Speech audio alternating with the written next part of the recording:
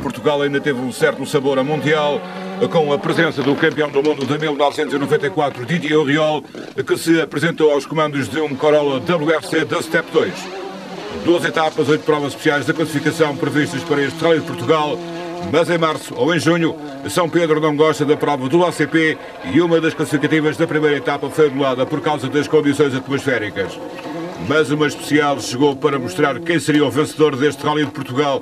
Nos 22 km de Corujas, o francês estabeleceu uma marca de 16 minutos e 8 segundos, menos 54 segundos que o melhor dos seus adversários.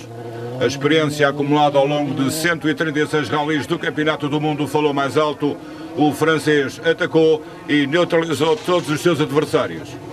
J'ai attaqué quand même très fort, c'était très piégeux.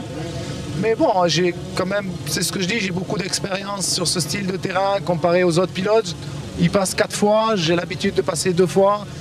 Bon, je crois que c'est clair, c'est l'expérience qui paye. Rui Madeira, mesmo com alguns precalços, como o recurso à marcha atrás num dos ganchos da especial e a falta de adaptação à versão de lama dos Michelin, ainda assinou a segunda marca da primeira especial. Um centésimo de segundo a separar em terceiro do quarto classificado, com a vantagem a cair para o lado do segundo melhor conjunto estrangeiro neste Rally de Portugal, Andrea Aguina e o Impreza WRC 2000 da Procar.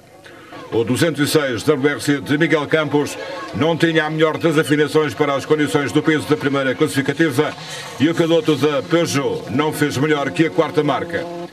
Um sexto lugar a marcar o regresso do campeão nacional Adruzilo Lopes, com o segundo Impreza da Procar, este na versão de 1999. Mas nem tudo correu bem ao piloto de Regilde. Entramos bem na classificativa, mas cerca de terceiro quilómetro num cruzamento do motor foi abaixo. Demorou bastante tempo a voltar a pôr em marcha, penso que perdi cerca de 20 segundos por aí. Depois disso continuei no ritmo que ia até aí, muito bem, sempre depressa. Só que depois na parte do planalto, sensivelmente a meio da classificativa, havia nevoeiro, andei 2 ou 3 quilómetros no nevoeiro e quando saí do nevoeiro fiquei completamente desconcentrado e fiz cerca de 6, 7 quilómetros completamente desconcentrado e perdi aí algum tempo.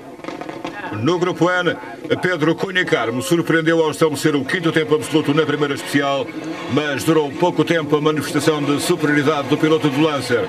Em Moraes, na terceira especial, Cunha Carmo saiu de prova e esteve mesmo na origem da neutralização que a organização foi forçada a fazer.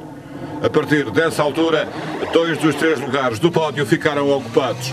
Horácio Franco já estava com 14 segundos de vantagem sobre Manuel Rolo e até ao final o açoriano continuou a afastar-se o Lancer do piloto de Castelo Branco. Pelo terceiro lugar da produção passaram vários pilotos. Carlos Carvalho, a cumprir a promessa de fazer pelo menos uma prova por ano, foi um desses homens, mas abandonou a meio da segunda etapa. Antes, já Armando Parente tinha passado pelo terceiro lugar, mas o piloto nunca se encontrou com o Lancer nem com os pisos escorregadios e foi obrigado a deixar passar o líder do campeonato. O piloto de Aveiro também não teve uma vida fácil.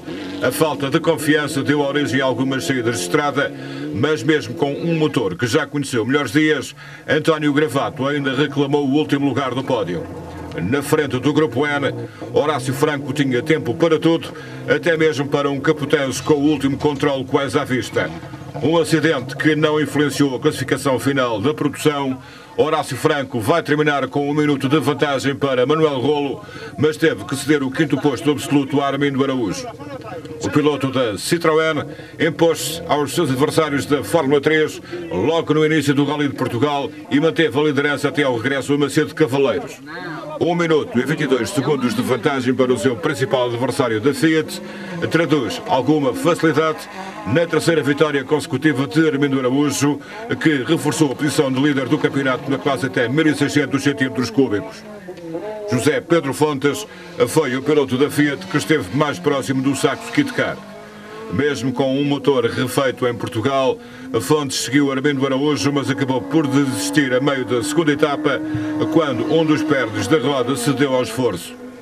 A saída de Fontes deixou Vítor Lopes no segundo posto da F3, mas o ponto nunca esteve ao jeito do piloto de Regilde.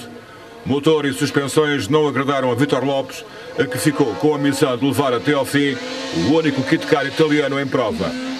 Andruzilo Lopes manteve-se colado aos WRC praticamente até ao final do Rally de Portugal, mas os últimos 41 km foram fatais. O campeão nacional falhou algumas passagens da caixa, o que, somado a um furo e à falta de travões, deixaram Andruzilo Lopes no 15º lugar da tabela final. Rui Madeira perdeu o segundo posto logo no início da segunda etapa, mas manteve-se no 4º lugar até ao final da prova. Mas, mais uma vez, o Focus voltou a dar problemas e Rui Madeira concluiu o Rally de Portugal com a caixa a funcionar apenas na primeira e segunda velocidades. Miguel Campos não ganhou pela primeira vez este ano. O homem da Peugeot ainda esteve no segundo lugar, mas o maior ritmo dos estrangeiros que terminaram na sua frente foi determinante para a classificação final. Mesmo assim, a posição de melhor piloto português neste Rally de Portugal ainda garantiu alguns pontos ao piloto de Famalicão. Estávamos a discutir o segundo lugar e erramos numa escolha de pneus. Pensávamos que os troços estivessem úmidos e, no fundo, eles secaram de um momento para o outro, o que nos dificultou bastante a luta pelo segundo lugar.